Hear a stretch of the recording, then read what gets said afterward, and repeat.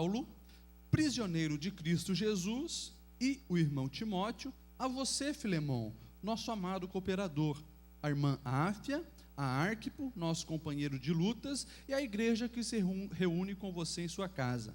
A vocês, graça e paz da parte de Deus, nosso Pai, e do Senhor Jesus Cristo. Sempre dou graças ao meu Deus, lembrando-me de vocês nas minhas orações, porque ouço falar da sua fé no Senhor Jesus e do seu amor por todos os santos. Oro para que a comunhão que procede da sua fé seja eficaz no pleno conhecimento de todo o bem que temos em Cristo. Seu amor me tem dado grande alegria e consolação, porque você, irmão, tem reanimado o coração dos santos. Por isso, mesmo tendo em Cristo plena liberdade para mandar que você cumpra o seu dever, prefiro fazer um apelo com base no amor. Eu, Paulo, já velho e agora também prisioneiro de Cristo Jesus, apelo em favor do meu filho Onésimo, que gerei enquanto estava preso. Ele antes lhe era inútil, mas agora é útil, tanto para você quanto para mim. Mando-o de volta a você, como se fosse o meu próprio coração. Gostaria de mantê-lo comigo, para que me ajudasse em seu lugar enquanto estou preso por causa do Evangelho. Mas não quis fazer nada sem a sua permissão, para que qualquer favor que você fizer seja espontâneo e não forçado. Talvez ele tenha sido separado de você por algum tempo, para que você o tivesse de volta para sempre. Não mais como escravo, mas acima de escravo, como um irmão amado. Para mim, ele é um irmão muito amado. E ainda mais para você, tanto como pessoa quanto cristão. Assim, se você me considera companheiro na fé, receba-o como se estivesse recebendo a mim. Se ele o prejudicou em algo ou lhe deve alguma coisa, ponha na minha conta. Eu, Paulo, escrevo de próprio punho, eu pagarei, para não dizer que você me deve a sua própria pessoa. Sim, irmão, eu gostaria de receber de você algum benefício por estarmos no Senhor. Reanime o meu coração em Cristo. Escrevo-lhe certo de que você me obedecerá, sabendo que fará ainda mais do que lhe peço. Além disso, prepare-me um aposento, porque graças à sua oração, eu espero poder ser restituído a vocês. Epáfras, meu companheiro de prisão por causa de Cristo, envia também saudações, assim como também o irmão Marcos, Aristarco, Demas e Lucas, os meus companheiros. A graça do Senhor Jesus Cristo seja com o espírito de todos vocês. Amém. Ele está sentado, meu irmão.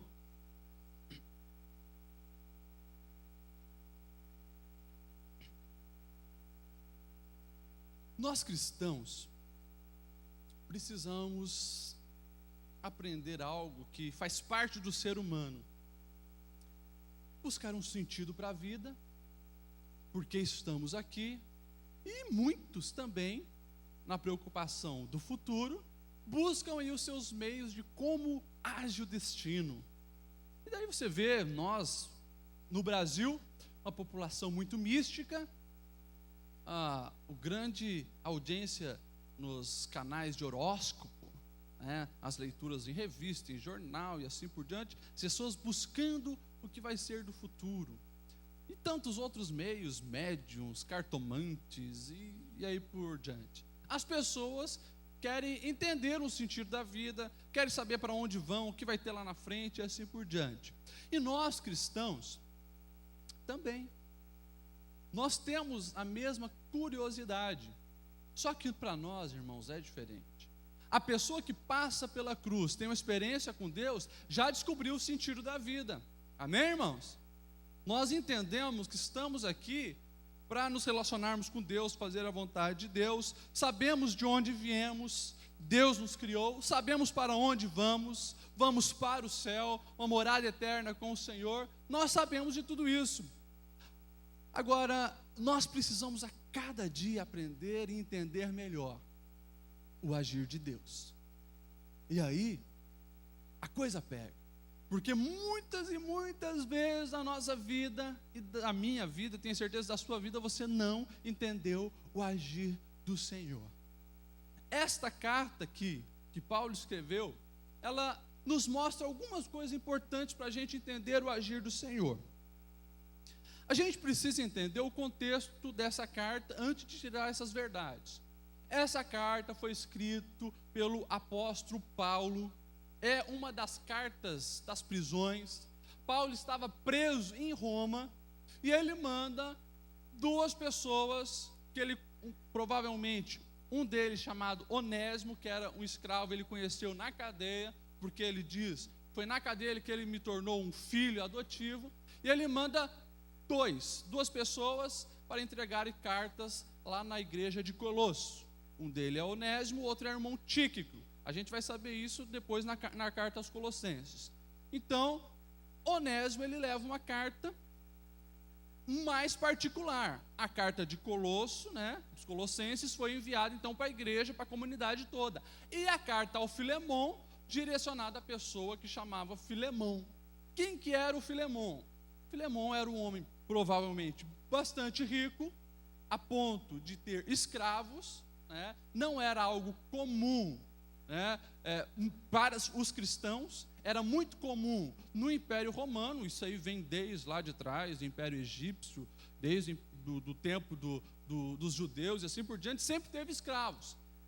E isso continuou na história. Só que para um cristão ter escravo era muito raro, por quê? Porque a mensagem cristã, depois ali que foi difundida pelos discípulos, ela ficou mais nas camadas pobres, nas camadas baixas. Tinha alguns ricos, principalmente mulheres ricas, que seguiam a Jesus, e depois teve alguns casos de pessoas que eram ricas e aceitaram o evangelho. Por que os ricos não aceitavam o evangelho? Desde o começo não entrava na cabeça da elite da sociedade uma mensagem, uma filosofia que queria igualar todas as pessoas, que dizia que o rico perante o Deus verdadeiro tinha o mesmo valor que o pobre. Isso era inconcebível para a elite. Então, a maioria dos ricos não aceitou o evangelho mesmo. E a gente começa a entender lá atrás porque Jesus falou que é mais fácil um camelo passar pelo fundo de uma agulha do que um rico entrar no reino dos céus. Daí os filhos perguntam, mas então quem pode salvar? Jesus diz, para Deus nada é impossível. Ou seja, vai ter rico que vai para o céu, com certeza. Mas no geral é difícil porque o rico, o coração dele está na riqueza. E para a gente entender esse contexto, a gente precisa entender que o Filemon era um rico que aceitou Jesus. Mas o que aconteceu? Esse Onésimo, ele era um escravo então do Filemon, e ele sai fugido. E provavelmente ele ainda rouba algumas coisas, não se sabe se foi dinheiro, outras coisas, mas deixou ainda um prejuízo para o seu senhor. O tempo vai passando e o Onésimo se encontra com o apóstolo Paulo, provavelmente numa cadeia, e aí ele tem um encontro com a cruz de Cristo, ouve o evangelho, aceita a sua mensagem, amém. E também, lá do outro lado, o irmão Filemon se converte, aceita Jesus, que era o senhor do Onésimo, beleza, só que agora os dois precisam se encontrar de novo. Não era certo o que Onésimo tinha feito, e não sabemos o contexto, mas creio que o próprio Paulo incentivou, não, vai lá, acerta a tua situação, você fugiu, roubou o camarada, tem que se acertar.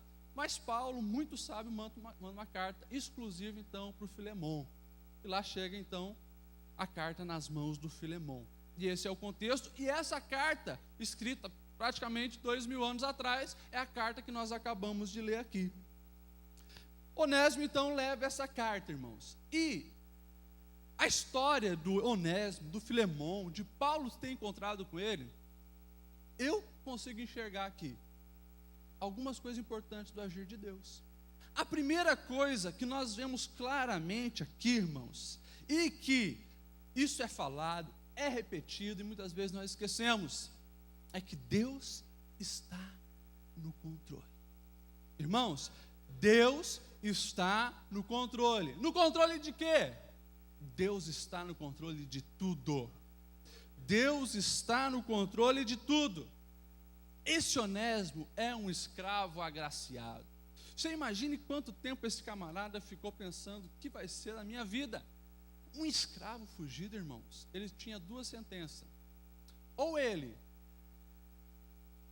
quando voltasse para o seu senhor, humilhado, arrasado, ele levava um ferro, aqueles de marcar boi, na testa, para que todos soubessem o que ele tinha feito, levava uma baita surra, para nunca mais fazer aquilo e também para dar um exemplo para os outros escravos, ou ele era morto, principalmente através da crucificação ou outro tipo de morte, de tanto apanhar e assim por diante. Esse Onésimo, ele só tinha 2 destinos, até cair na mão de um Deus que tem o controle de todas as coisas. E Deus diz: não vai ser esse o seu fim, Onésimo. E daí Onésimo, então, ele se encontra com o apóstolo Paulo. E aí tem uma mudança na vida do Onésimo. Mas o problema não era o Onésimo. Deus tinha que trabalhar, era com o outro lado. Onésimo passou pela cruz, mas era ele que estava em dívida, ele que causou o problema. Então nós vemos Deus também trabalhando com Filemão. Filemão se converte, Filemão tem uma experiência com Cristo, e Filemão se torna um dos líderes da congregação de Colosso. Deus estava agindo, ou seja, o controle de todas as coisas estava na mão de Deus. E Onésimo não se encontra com um cristão qualquer, ele se encontra com o apóstolo Paulo, homem altamente inteligente, que sabiamente escreve uma carta fantástica, que era para amansar qualquer boi mesmo. Irmãos, o próprio apóstolo Paulo, lá em Efésios capítulo 1, versículo 11, ele já afirma isso, ele diz: o Senhor faz todas as coisas segundo os propósitos da sua vontade. E isso que nós olhamos, Deus fazendo na vida do Onésimo, na vida do Filemão, e até na vida do apóstolo Paulo, Deus mostrando que tem as coisas no controle da sua mão, que Ele está no controle de todas as coisas, é algo que a Bíblia nos revela de ponta a ponta. E às vezes nós não entendemos isso para a nossa vida. Lá no jardim do Éden, Deus criou o homem, criou a mulher, tudo tão lindo, tão maravilhoso. O homem vai lá e peca, mas Deus está no controle de todas as coisas. O homem pecou, mas Deus já tinha um plano muito superior. Lá no capítulo 3 de Gênesis, versículo 15, ele já diz: a semente da mulher esmagará a cabeça da serpente, que enganou a humanidade.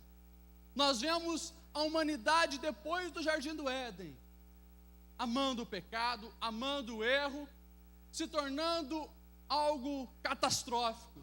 Deus consegue enxergar um homem para fazer os seus propósitos acontecerem.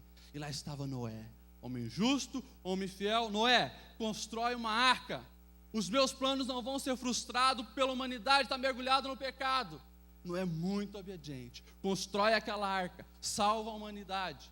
Nós vemos o seguinte de tudo isso: a humanidade adorando muitos deuses, virando as costas para o Deus verdadeiro e se tornando politeísta, adorando barro, adorando gesso, adorando qualquer outra coisa. Deus olha para alguém que tinha fé: Abraão, sai aí do meio desse povo, da tua parentela, sai do meio de tudo isso aí, vai para uma terra que eu vou te mostrar, e eu vou mostrar para você quem eu sou. De ti eu farei uma grande nação. Abraão obedece e vai. E aí surge o povo de Israel. O povo de Israel passaria por muitos momentos difíceis. Uma delas era uma grande fome que estava por vir. Mas Deus está com o controle de todas as coisas na sua mão. E lá ele dá uns sonhos para um garoto chamado José. José é levado como escravo para o Egito. E aquele fato ali, de José ter ido para o Egito, salva o povo de Israel de não morrer de fome. Lá estava Deus cumprindo os seus propósitos. Nós vemos, lá no Egito, José salvou os seus irmãos, o povo de Israel prosperou, mas os egípcios não gostaram e tentaram frustrar os planos de Deus. Vamos escravizar esse povo, vamos subjugar esse povo. Daí a gente conhece a história. Os israelitas sofrem muito no Egito, mas Deus levanta um homem chamado Moisés, que é educado pelos próprios líderes egípcios, é educado na maior cultura da época, que era a cultura egípcia, e Moisés se torna o grande libertador de Israel, para cumprir os planos de Deus. Nós vemos Moisés passar, e o povo pergunta: e agora, Senhor, os teus planos? Quem vai nos liderar? Jesus levanta um homem chamado Josué, homem com coração reto, justo, inteligente, para guiar o povo dele. Nós vemos o povo, depois de dominar a terra prometida, assenta então as suas tendas, mas começa a se contaminar, os inimigos vêm, destrói. Deus começa a levantar os juízes para cumprir os seus propósitos. Daqui a pouco o povo olha, as outras nações não têm juízes, eles têm reis. Nós não queremos mais a teocracia, não queremos mais que Deus nos governe, nós queremos que um rei nos governe. Mas Deus já tinha nos seus planos um homem segundo o seu coração, e surge o grande rei Davi. Mas os descendentes de Davi, Senhor, não vão obedecer os seus mandamentos. Os descendentes de Davi, Senhor, eles vão virar as costas para ti. Não tem problema, se os reis de Israel não querem obedecer minha palavra, eu vou levantar outro rei para ensinar uma lição para eles. E daí, algo muito estranho acontece. Deus diz: eu vou usar o meu servo Nabucodonosor, nem me conhece. E Nabucodonosor vai lá, arrasa Israel e leva os israelitas por cativeiro babilônico. 70 anos de escravidão, 70 anos de cativeiro, para aprender a não se misturar com outros deuses, não adorar Deus de barro, Deus de madeira. E a preocupação era: mas Senhor, e agora no cativeiro, quem irá ensinar a tua palavra? E daí lá mesmo, no cativeiro babilônico, Deus levanta profetas, Isaías, Jeremias, Daniel, Ezequiel, homens cheios do Espírito do Senhor, para continuar ensinando o povo que Deus tem o controle da história. Os 70 anos acabam, e agora, Senhor, o que vai ser do teu povo? O que vai ser dos teus propósitos, teus projetos? Fica tranquilo, tem 3 grandes líderes surgindo aí. E nós vemos daí a história de Esdras, Neemias e Zorobabel, tirando o povo do cativeiro, indo lá para a terra prometida, reconstruindo os muros, levando o povo para adorar ao Senhor. Mas a pergunta continuava: Senhor, e a restauração da humanidade, que prometeste lá no início? Deus olha e diz: eu vou mandar o meu filho. Jesus vem, morre na cruz, ressuscita, rasga o véu, dá livre acesso para a humanidade diante de Deus. A salvação estava ali, sendo oferecida a todos. Mas Jesus não pode ficar o tempo todo na terra. Quem vai dar continuidade disso? É escolhido os discípulos, homens cheios do Espírito de Deus, para fazer a diferença. Sai pregando o Evangelho por todos os lugares. Israel começa a ouvir uma mensagem de boas novas que antes não tinha sido ouvida. Mas só Israel, Senhor, e os povos do mundo todo? Tem um fariseu ali que está perseguindo os crentes, eu vou ter um encontro com ele. E Deus se manifesta para Saulo, se converte, tem uma experiência com Deus, se torna um apóstolo dos gentios, levando o Evangelho para todos os cantos. A mensagem de boas novas da salvação chega a todos os lugares, e nós hoje somos alvo disso. Passa o apóstolo Paulo, e a pergunta continuou: e agora? O que será da mensagem do Evangelho? E Deus levanta os pais da igreja, homem como Irineu, Tertuliano, homens cheios do Espírito do Senhor, Policarpo, homens que mesmo sendo perseguido, levado para as arenas para ser comido por leões, crucificados, queimados vivos, eram homens que deixavam o exemplo para as congregações cristãs. Não vamos abrir mão de Jesus, não vamos abrir mão disso. Mas Senhor, vem Constantino, vai juntar aí o império todo com a igreja cristã, a igreja vai se corromper, a igreja vai realmente estar aí mergulhada em tantas coisas erradas. E passa algum tempo na Idade Média, com a igreja mergulhada em coisas erradas, mergulhada na politicagem, mergulhada no erro. Mas o Senhor diz: calma, eu estou escolhendo 3 grandes homens. Vai lá Lutero, vai lá Calvino, vai lá Zwinglio. E esses homens, por volta do ano 1500, eles fazem a reforma protestante. E o Evangelho não para. Deus continua mostrando que Ele tem o controle de todas as coisas na mão dEle. Mas as igrejas reformadas esfriam. As igrejas reformadas deixam uma teologia fria, ficam presos na ortodoxia, não existe mais manifestação do Espírito Santo. O que vai acontecer? surgem os avivalistas.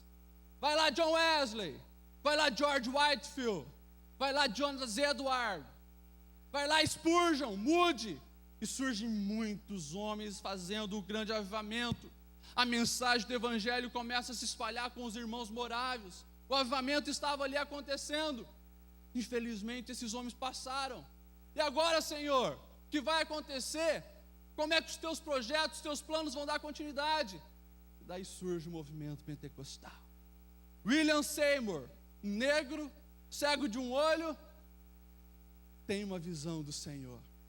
Recebe o batismo com o Espírito Santo. Entende que as manifestações de Atos dos Apóstolos também são para os dias de hoje. E daí depois vem Daniel Berg, Gunnar Wingre, uma multidão de crentes pentecostais, cheios do Espírito Santo, que estão aqui hoje. Nós somos eles. Os planos do Senhor não se frustram. Os planos do Senhor acontecem. Deus mostra através da história que Ele tem o controle de todas as coisas. E a minha pergunta para você, irmão, é que se Deus está no controle de todas as coisas, e a história prova que realmente Ele está no controle de todas as coisas, e continuará provando, porque se você não estiver aqui, daqui 100 anos, você pode ter certeza que a igreja vai continuar. Você pode olhar para as maiores potências do mundo, pega aí Apple, pega Petrobras, todas elas vão passar. Mas se Jesus não tiver voltado, você pode ter certeza que daqui a 500 anos vai ter uma igreja cristã, cumprindo os planos de Deus, cumprindo os projetos de Deus, porque Deus tem o controle de todas as coisas. Quem olhava aqueles 12 cabeça dura, seguindo um nazareno, há 2000 anos atrás, e olhava a potência do Império Romano, jamais imaginava que um ia dar alguma coisa e que o outro iria cair. Mas Deus está com todas as coisas aqui, na sua mão. Ele tem o controle. Irmãos, se você olhar a Bíblia de capa a capa, você vai ver as grandezas de Deus. Eu criei a terra, eu criei a humanidade, eu tenho a terra aqui na minha mão. Eu pergunto, Deus não tem o controle da sua vida nas mãos dele? Irmãos, Deus tem o controle da nossa vida aqui, na palma da mão dele. E por que nós nos angustiamos tanto?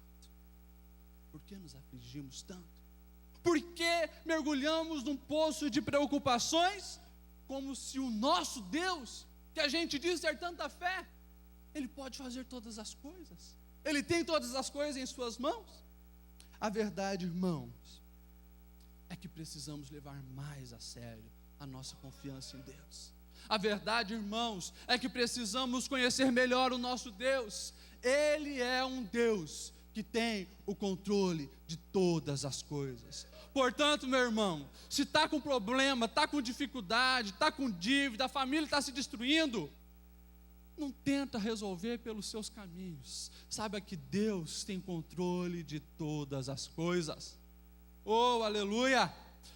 A segunda coisa que esse livro aqui nos revela, que Deus tem o controle de todas as coisas, também nos mostra que Deus é um Deus que transforma vidas para fazer a sua obra e os seus propósitos se cumprirem. Deus transforma vidas. Nós vemos Deus aqui transformando o escravo inútil, ladrão, em alguém muito útil para o reino de Deus. O próprio apóstolo Paulo diz: olha, eu vou te mandar ele assim como se estivesse mandando o meu coração, porque Onésimo, ele tem sido muito precioso para mim, ele é muito útil, e não é mais um escravo, ele é meu irmão, porque ele tinha passado pela cruz, ele tinha sido transformado, o evangelho tinha mudado aquela vida. O próprio apóstolo Paulo, um assassino de crentes, um perseguidor de cristãos, prejudicou muito a obra do Senhor no início, mas já estava sendo usado pelo Senhor.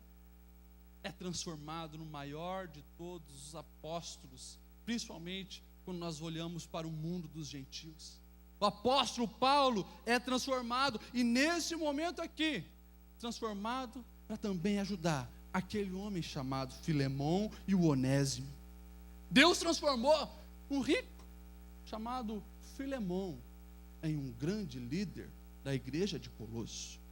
Deus, irmãos, mostra que Ele é um Deus que transforma vidas para fazer a obra dele acontecer.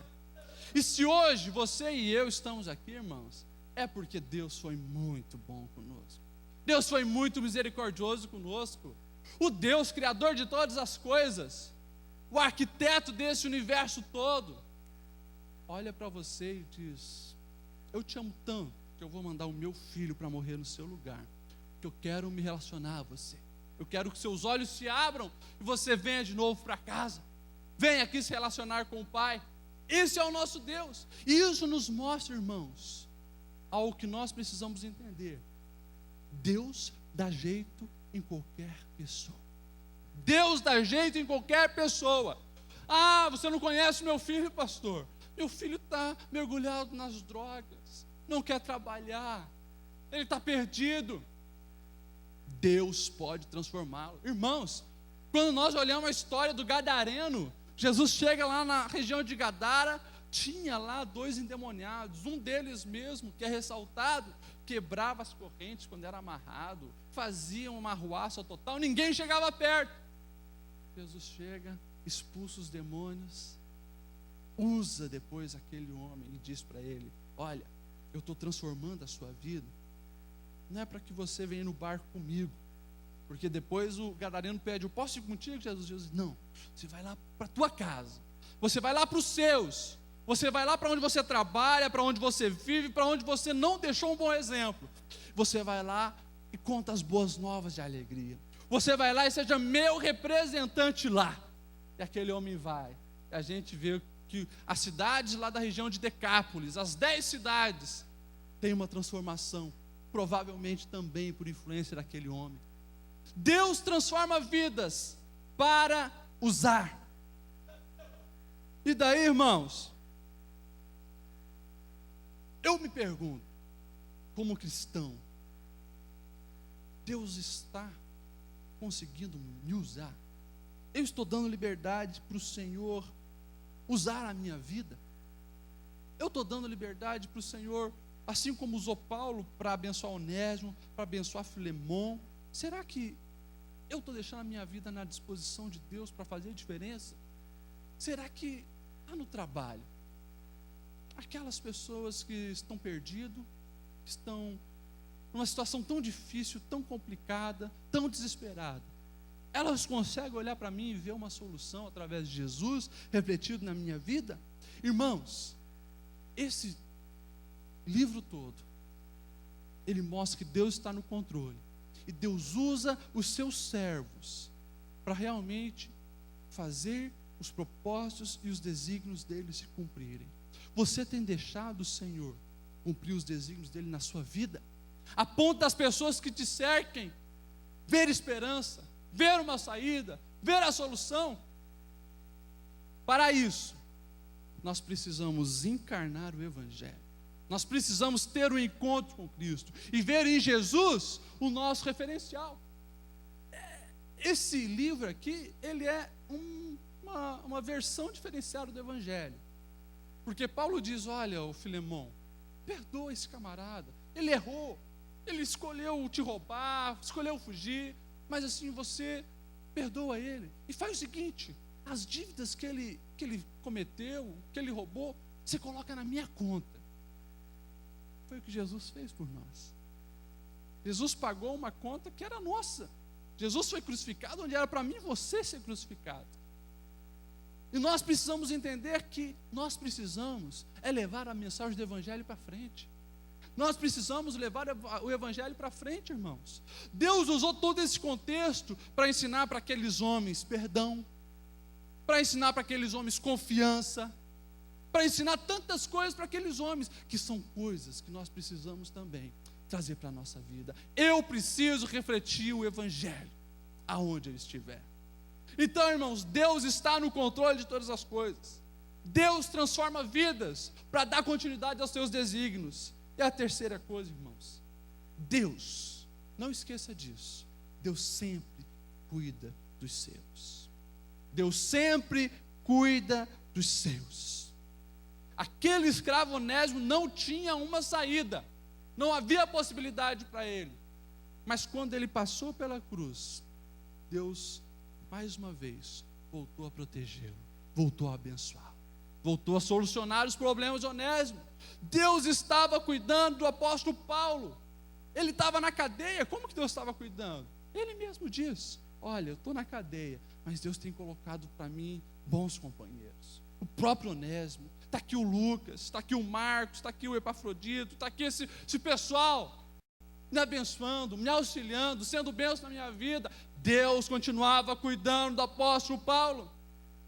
Deus também estava cuidando do próprio Filemão. Filemão estava com pepino, perdeu um escravo e perdeu alguns bens. Agora Deus restitui para ele, não um escravozinho que talvez ia fazer um serviço braçal, mas um obreiro. Deus estava ali dando de novo para Filemão, um obreiro que iria auxiliá-lo na liderança da igreja de Colosso, na comunidade que estava ali na casa dele. Deus continuava cuidando dos seus. Precisamos entender isso, irmãos. Deus cuida das nossas vidas. Deus cuida das nossas vidas. E você vê quando Jesus resume lá no seu discurso do Sermão do Monte, o evangelho todo, ele diz: olha, gente, vocês querem me seguir? Vocês prestem atenção porque eu vou falar para vocês. Você está vendo aquele passarinho ali? Você não vai ver ele passar fome, você não vai ver ele passar frio, porque o Senhor cuida dele.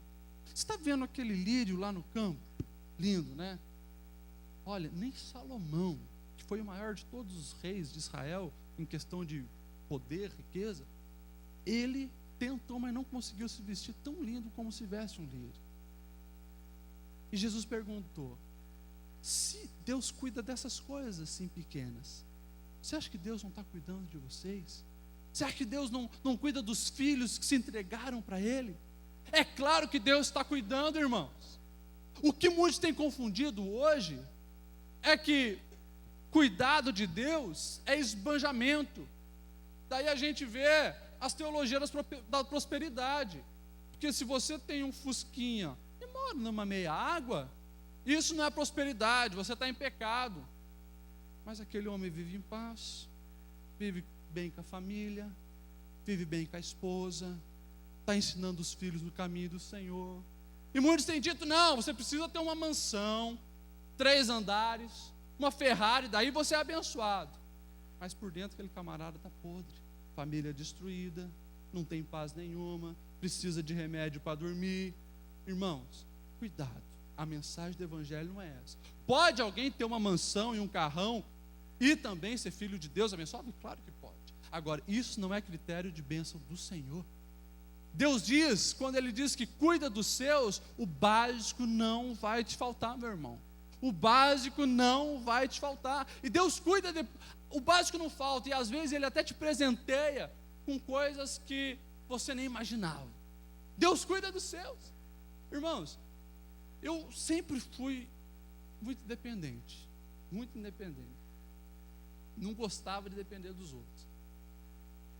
Criado na igreja, filho de pastor, nasci num lugar muito difícil, a região mais pobre do Brasil, que é o Vale de Jequitinhonha, mas sempre pelo esforço dos pais, ajuda dos avós, assim por diante, não faltava, e nunca faltou. Com 14 anos comecei a trabalhar, porque eu queria ter o meu dinheirinho, e mesmo morando na casa do pai, comendo a comida do pai, eu já queria, não, deixa que agora eu pago meus cursos, deixa que as minhas roupinhas eu compro. E comprei tanta besteira que a minha mãe até ria sempre quando eu chegava com a sacola em casa. Só futilidade. Fiquei preocupado com o preço, né? Mas eu gostava de ser independente. E Deus veio trabalhando nisso na minha vida. Até o momento que me enviou para o seminário. E, irmãos, lá eu comecei a entender essa questão de cuidado de Deus para as nossas vidas. Eu entendi, já nos primeiros meses, que Deus queria cuidar da gente. Eu cheguei para minha esposa e falei para ela: Júlia, olha, nós vamos receber tanto de ajuda. O meu sogro, que foi uma bênção na minha vida, mandava sempre uma ajuda. Meu pai mandava uma ajuda para me sustentar no seminário. A igreja mandava uma ajuda. Eu falei: olha, é isso que nós vamos ganhar por mês. Acabou isso aqui, a gente não vai ligar pedindo mais ajuda. Porque eu sabia né? Se ligasse meu sogro, imagina, né? Pai vai negar alguma coisa para o filho? Se eu ligasse meu pai, não ia negar. Vamos deixar Deus trabalhar na nossa vida desse jeito. Irmãos, Deus trabalhou. Muitas vezes, né? Sobrava mês no fim do dinheiro, né? Sempre acontecia isso. Eu me lembro que teve um mês que a crise foi um pouco maior. E a gente passou um mês inteiro sem comer carne. Não comemos carne.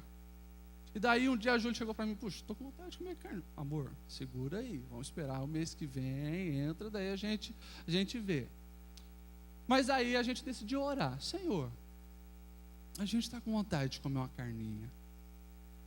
No dia seguinte, eu recebo uma mensagem de uma irmã aqui de Blumenau, a irmã Rose, que hoje está no campo missionário. Ela tinha dificuldades, irmãos, de se sustentar aqui em Blumenau. Eu sabia que a situação dela era apertada. E nós estávamos em 7 ou 8 de Blumenau lá no seminário. Mas ela conseguiu ganhar um dinheiro aí de um trabalho dela. E essa irmã sentiu de enviar para o seminarista. Era em torno de 150, 200 reais para dividir em 8 pessoas. E era o dinheiro que a gente precisava para comprar uma carninha, para fazer uma carninha. E eu comecei a ver, puxa vida, nos mínimos detalhes, a gente vivia tranquilo, tinha macarrão, tinha um arrozinho, mas no dia que a gente queria uma carne, Deus honrou. E eu mais uma vez vi o cuidado do Senhor para com os seus, para aqueles que confiam nele. Irmãos, e eu pergunto mais uma vez para vocês, irmãos, Deus não está cuidando da sua vida? Deus não está cuidando da sua vida? Deus só vai deixar de cuidar da tua vida, meu irmão, o dia que você virar as costas para o Senhor e falar, Deus, eu não quero mais você, não acredito mais em você. Enquanto você falar que Ele é o Senhor da sua vida, enquanto você deixar o selo dele estar marcado em ti, meu irmão, você pode ter certeza, você será cuidado pelo Senhor. Você é filho dele. E ele mesmo falou, olha, vocês são pais falhos, errantes, pecadores, pais terrenos. Se um filho pedir para vocês um pão, vocês vão dar uma cobra?